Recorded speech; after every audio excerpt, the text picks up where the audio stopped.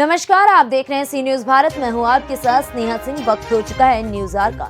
विशेष संचारी रोग की रोकथाम और नियंत्रण को सभी सीएचसी पीएचसी पर नोडल अधिकारी नियुक्त किए गए हैं। डीएम ने संचारी और विषाणु जनित रोगों के दृष्टिगत लापरवाही न बरती जाए ऐसे आदेश पारित करते हुए कहा है कि सभी विभाग मिलकर इंसेफेलाइटिस, मलेरिया, डेंगू, चिकनगुनिया, कालजार समेत अन्य बीमारियों पर आवश्यक कार्रवाई करें और देखते रहें कि कहीं ये बीमारी फैल ना पाए। उन्होंने गांव, ब्लॉक, जनपद को रोग मुक्त कराने के लिए प्रतिबद्धता की और सफाई का ध्यान रखने, अपने गांव और मोहल्ले के वातावरण को स्वच्छ रखने और समुदाय को सफाई और स्वच्छता अपनाने के लिए प्रेरित करने जैसी बातें भी कही। संचारी रोगों से लड़ाई में हर संभव प्रयास कर परिवार और समुदाय को संचारी रोगों से दूर रखने की उन्होंने अपील भी की। डेंगू और मलेरिया समेत अन्य मौसमी बीमारियों का खतरा बढ़ जाता है। उन्होंने इस बात की जानकारी दी और कहा कि सभी लोग सावधानी बरतें, तभी हर कोई बीमारी से बच सकेगा। प्रेस वार्ता के दौरान एसएसपी रोहित सिंह समेत अन्य लोग उपस्थित रहे। इस दौरान बरेली सीडीओ, मुख्य चिकित्सा अधिकारी सहित कई अन्य अधिकारी भी मौजूद रहे। हाँ, रूरल में जो है इसके लिए हम लोगों ने डीपीआरओ को नोडल बनाया है ग्रामीण क्षेत्रों के लिए, और एडीओ पंचायत उसके लिए ब्लॉक क्षेत्र पे जिम्मेदार होंगे।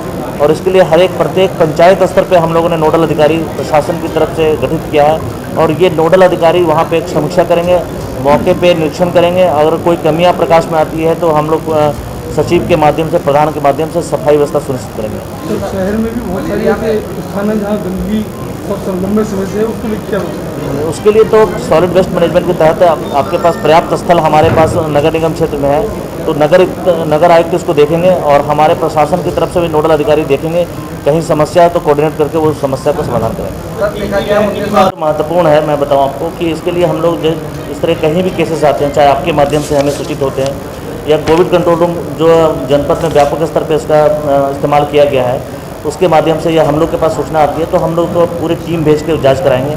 और उसके सैंपल भेजने की व्यवस्था केजीएमसी में है हम लोग की, और वहाँ से हम लोग सैंपल लेके आगे कार्रवाई करेंगे।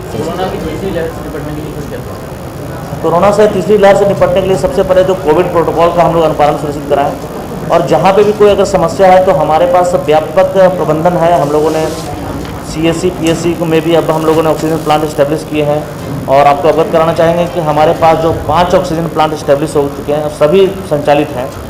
अगर जब हमें ऑक्सीजन की आवश्यकता होगी तो सबको हम संचालन की स्थिति में है। हमारा डिस्ट्रिक्ट वुमेन हॉस्पिटल में, मीरगंज और बहेड़ी सीएससी पीएचसी में, और हमारा आपका इफ्को प्लांट में, और 300 बेड हॉस्पिटल में, इफ्को प्लांट में भी सब तैयार है। हमारे पास ऑक्सीजन की कैपेसिटी काफ़ी अच्छी डेवलप हो चुकी है, यहाँ तक कि हम दूसरे जिलों को भी हम ऑक्सीजन सप्लाई कर सकते हैं इफ्को प्लांट से। तो हम लोगों ने काफ़ी व्यापक व्यवस्था कर ली है। और हमारे जो मेडिकल कॉलेजेस हैं, प्राइवेट मेडिकल कॉलेज 3 हैं, जो हमारे राजश्री हैं, रुहेलखंड है, एसआरएमएस में है, इनमें चाइल्ड वार्ड बनाने के लिए निर्देशित किया जा चुका है और कंप्लीट भी हो चुका है। और गवर्नमेंट सेक्टर में हमारा 300 बेड में पूरे तैयार हो चुके हैं चाइल्ड वार्ड के लिए। पीकू का वार्ड भी हमारा तैयार हो चुका है। तो हम डेंगू के लिए भी अगर हमें ज़रूरत होती है तो उस बात का प्रयोग किया जा सकता है अगर नंबर ऑफ मरीज ज़्यादा बढ़ेंगे तो। और आज आपने जो नई टीम का गठन किया, किस तरीके से गाँव और जनपद में काम करेंगे? देखिए, हम लोगों ने ये स्वास्थ्य विभाग के द्वारा कार्य किया जा रहा था। हम लोगों ने एक विस्तृत कार्य योजना के माध्यम से इसमें प्रशासन के नोडल अधिकारी हम लोगों ने नियुक्त किए हैं, जो न्याय पंचायत लेवल पर ग्रामीण क्षेत्रों में और शहरी क्षेत्र में वार्ड वाइज इसको हम लोग देख रहे हैं। तो सभी प्रशासनिक नोडल अधिकारी संबंधित विभाग से समन्वय स्थापित करते हुए सफाई का अभियान संचालित करेंगे, और डेंगू के केसेस अगर कहीं आते हैं उसको तत्काल कंटेन किया जाएगा। इसमें हम लोग कोविड कंट्रोल रूम है, उसको महत्वपूर्ण एक नोडल के रूप में हम देख रहे हैं कि वो हमारा 24/7 का कोविड कंट्रोल रूम है। उसके माध्यम से कोई भी सूचना प्राप्त होती है तो तत्काल हमारे डॉक्टर्स की टीम संबंधित गांव, नगर पंचायत क्षेत्र, नगर पालिका, नगर निगम में जाएगी और तुरंत हम लोग प्रभावी कार्रवाई करेंगे। अब वर्तमान में कोई एक्टिव केस है मलेरिया या डेंगू का? नहीं, मलेरिया के एक्टिव केसेस हमारे यहाँ हैं, और हम लोगों ने काफ़ी कंट्रोल किया है। जो हमारे यहाँ पिछले साल 11,600 के लगभग केसेस थे, और 2018 में 37,425 केसेस थे, 2019 में 46,717 केस थे।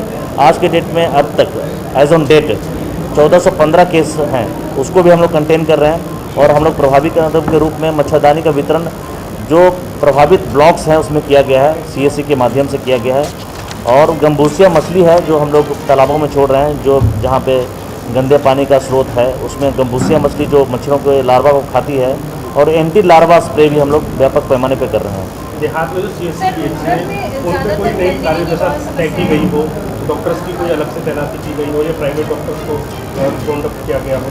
नहीं, हम देखिए हमारे यहाँ जो अभी RBS की टीम है और उसको हम लोग संचालित कर दिया। प्रत्येक CSC में 2-2 टीम्स मोबाइल वैन लगी हुई है, वो भी जा रहे हैं और उनको व्यापक रूप से ट्रेनिंग किया गया है कि बच्चों को देखभाल करें और व्यक्तिगत रूप से वो देखेंगे हर एक क्षेत्रों में, primary schools, upper primary schools में भ्रमण करेंगे और देखेंगे कि इस तरह की कहीं भी स्थिति आती है तो हम लोग प्राइमरी स्तर पे ही उसको कंटेन कर लेंगे। बरेली से सी न्यूज संवाददाता विनय चौहान की रिपोर्ट। फिलहाल इस खबर में बस इतना ही। देश विदेश की ऐसी तमाम खबरों को देखने के लिए बने रहें सी न्यूज भारत के साथ। हर खबर आपके साथ, आपके हाथ।